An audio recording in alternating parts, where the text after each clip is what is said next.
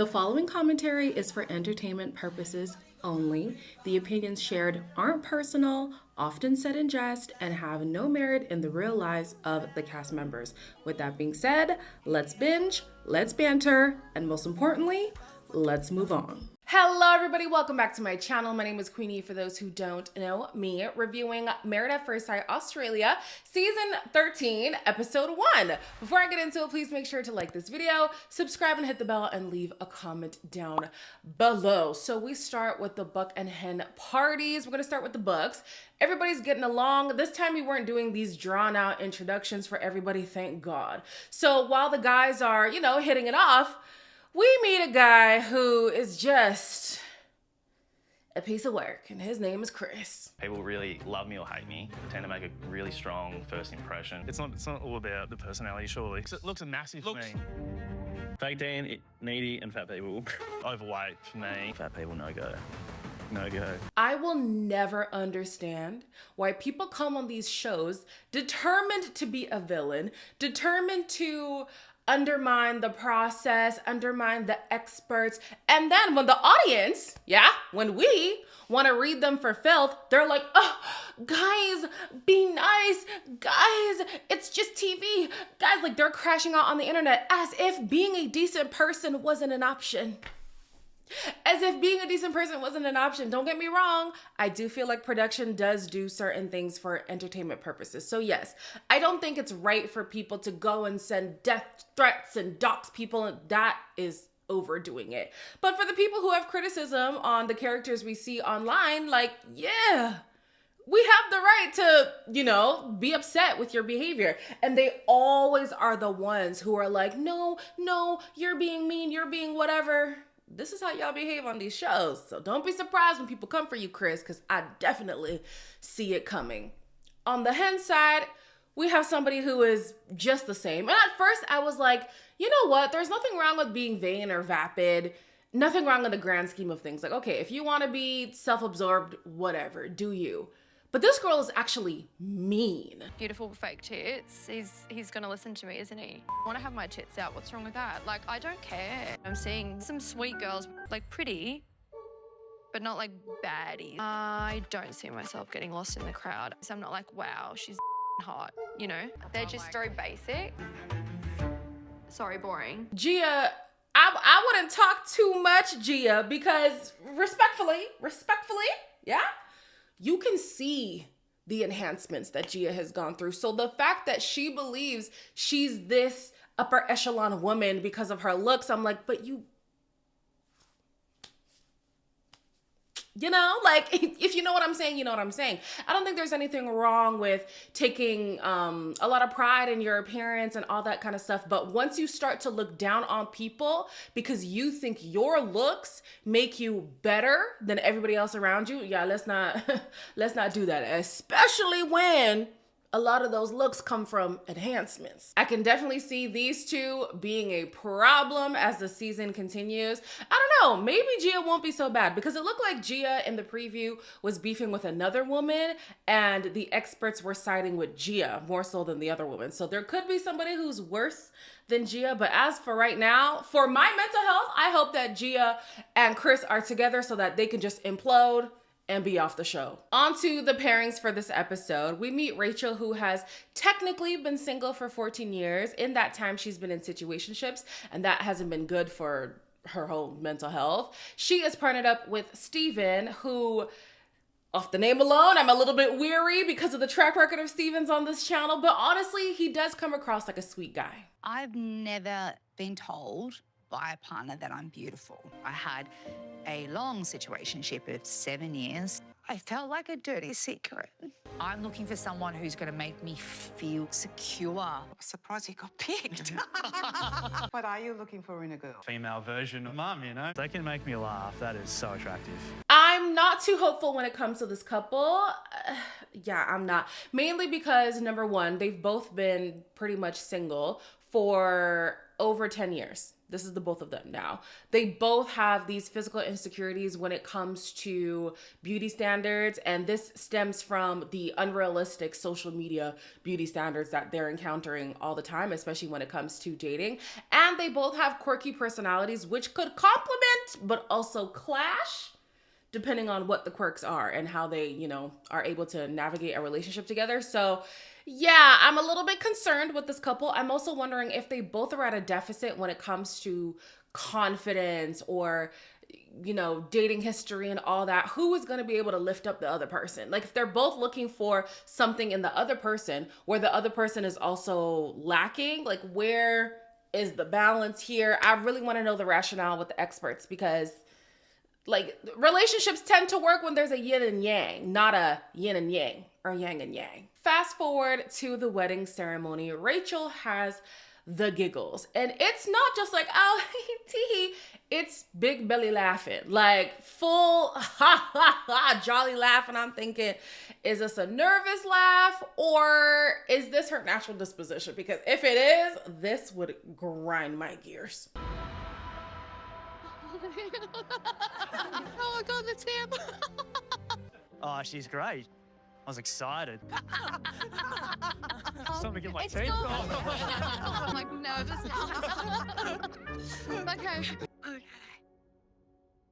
All right. If I was to experience this for even just an hour, I would be over it. I would be so done. And I'm the person in my friend group who laughs the most, but like within reason.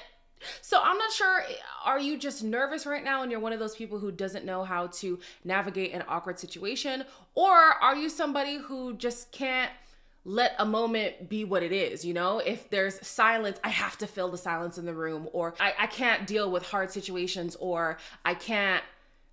Do you get what I'm saying? I wonder if that's her. She was able to get a little bit deeper once she was talking about her past relationships and her vows. She was getting a bit emotional because she was, putting herself out there. So we're able to see some vulnerability from her, but I do wonder if the laughing is just how she naturally is, or if it's a defense mechanism. Either way, Steven at first was like, oh yeah, like I'm attracted to this girl. He didn't say this though. He did not voice this, but he did tell the cameras that he is attracted to her.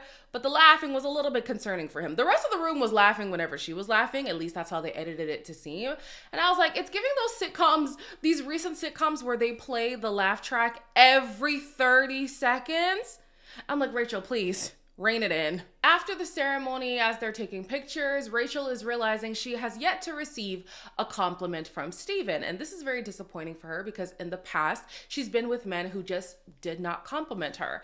I'm here like, okay, I don't think this is something to read too much into, because number one, as much as this is a stressful day for you, it's a stressful day for him. So maybe that just wasn't top of mind. Like he's thinking of a lot of things, and maybe he thought to say it, it just didn't come out because he's also overwhelmed, right? Then they get to the reception, and Steven is not really asking her many questions. And so I'm like, well, okay, now this is pause for concern. Like, are you even keen on getting to know her? Are you actually interested in her? These are the thoughts that Rachel is thinking herself. I don't remember getting a compliment from you at all. Like just a simple, you look great. I was like, oh my gosh, maybe he's just not that into me. I'm really sorry. You do look gorgeous today. You've acknowledged how that's made me feel, and I think that's really lovely. It's good that Rachel expressed her concern with Steven. The only thing that I didn't really like was how she phrased it. So she said it as if this was something he knew he needed to do and didn't do it, and therefore she's disappointed. Instead, it would have been better for her to say, oh, by the way, like I am somebody who does appreciate a compliment, and then she can explain why that is. And then she can say, yeah, I was a little disappointed that I hadn't yet heard this from you. But she said it as if this was an expectation that he just needed to know. And for me, that's not really fair. You're coming with a standard that he's unaware of. It's then unfair to hold him to this unknown standard, right? But either way, he did own up to it. He did apologize. He told her that she was gorgeous and said he wasn't going to do that moving forward. I wonder if Steven is the person who naturally gives compliments anyways. Because of his quirky personality, maybe that's something that is a pitfall for him to begin with. So this is something that they're both gonna have to work on. Like maybe he's not a words of affirmation person in terms of giving words of affirmation. So it might be something that she needs to remind him of. But then also, just because you don't get a compliment one day, it doesn't now mean that the person is not attracted to you anymore, or they're not interested in wanting to get to know you more. So they both have to work on this. The next pairing is between Alyssa, who is a controversial firecracker, and David, who is a Nigerian pastor's kid slash ex-rapper. What do you reckon he has to watch out for? Everything. I'm a lot. Because you're crazy. Are you gonna have a productive day? Yeah, I'm gonna have a productive day. We're gonna get shit done. Cheers. I don't want to around. No. I'm David, 31. I've been a rap artist for the last 10 years, doing rap music. A lot of women would go off face value. I definitely want a strong woman, but not selfish and self-centered. At first glance, I was thinking to myself, you know what, this could work, right? They both have big personalities, but I don't think that they're so big that one person would feel consumed by the other. And it's not like one of them is insecure, so the person with a big character is just leaving the other person in the shadows. I think that there could be a balance there. They also both have a sweet side to them, so it's not that they're all rah. They have the ability to be vulnerable, and they both yearn for these long-lasting relationships. I mean, she had been in a long-term relationship that did not end in marriage, obviously, and he has witnessed his parents be married for so long. He wants the same thing for himself. So I was like, you know what? It's possible.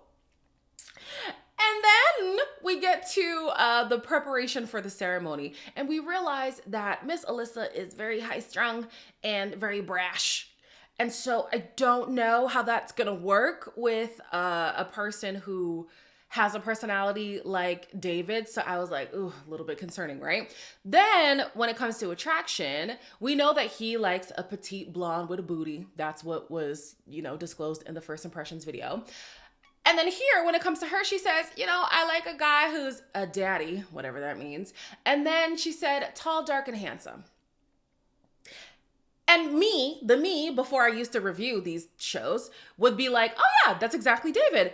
But through these shows, I have learned that tall, dark, and handsome does not mean a tall black man. It actually means a white man with brown hair. So at first I was like, ugh, is the attraction gonna be there on her part? I could see him being attracted to her, but is she gonna be attracted to him, right? At the ceremony, as soon as he walks in, her friends are like, yes, she's gonna eat this up. She's gonna be enamored by this guy. And I'm thinking, okay, this is good, right? I don't know, because as soon as Alyssa shows up, it's not looking great. Wow, this is a lot, isn't it? It is, it's much. Marriage is a commitment that calls for openness. I'm really, really sorry. I don't think I can marry you. Not until we get on one knee and propose to me first. Wow, do I have to do it right now? Yeah, you have to get on one knee. I don't know if this is part of the set or, This is what I need from you. Literally at the altar, babe? It's too late to do that. She needs to seek commitment, David. It is the secret. She needs to seek commitment. At first, I was wondering if she was going to be a runaway bride. So when she turned around and was like, oh no, I'm only going to marry you after you get on your knee, I was like, oh, okay. Whew, girl, you had me stressed. Ha ha, hee hee ha ha, hee hee ha. Oh, you're not laughing. Oh, you're serious. Oh, okay. So this girl is so adamant that David needs to get on his knee before they get married. And like, David is there thinking, are you serious right now? Like, this is the commitment. We are here to get married. I don't know how much more committed I could be in this moment. She says she really needs this. Her friends back her up saying she really needs this. Respectfully, getting on one knee could be performative. So I don't know how this proves that he's any more committed than anybody else. But his side of the family, his side, his friends and family are now looking at her like, why is she being so demanding? That's a concern, right? And rightfully so, it is a concern. Why is she trying to have this power play, trying to do this power move right now? It just doesn't seem necessary, right? But then a part of me is like, well, why is he pushing back so hard? Is it that hard to just get on your knee, propose to the girl who you are about to marry anyways? Especially if she says, listen, this is just something that I want? Like, is it that bad? It's not that bad. If you were gonna do it in the real world, what's the problem of doing it in this experiment? But then again, you know, like my brain was understanding both sides.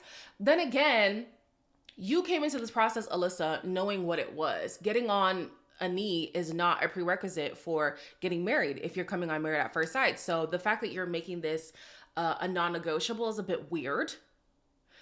But anyways, she redeems herself a little bit in her vows by talking about her past relationships and how that hasn't been the best experience for her. And so this was a moment that felt like a change in what she had already experienced. So, okay, fine. It did soften up people a little bit. He brought the room to laughter when he was like, oh yeah, I'm your Nigerian prince, but I'm not here to ask for your money. So like that was a little cute moment, but his friends and family are still kind of giving her the side eye, right? So at the reception, his two friends pull him aside and they say, listen, we know what you've been through when it comes to relationships. We don't want you to experience that again, right? Like, people haven't had your best interest at heart, and we feel like this is going to follow that same path. So he is like being aware of that, but he's choosing not to write her off completely because he does feel like she still has some more redeeming qualities, which is good because as they talk more, they seem to be connecting more. I really want to say sorry. I didn't mean to put you on your spot. She just needed that reassurance. I'm not a mean girl. Sorry if that came off the wrong way. No, I appreciate that.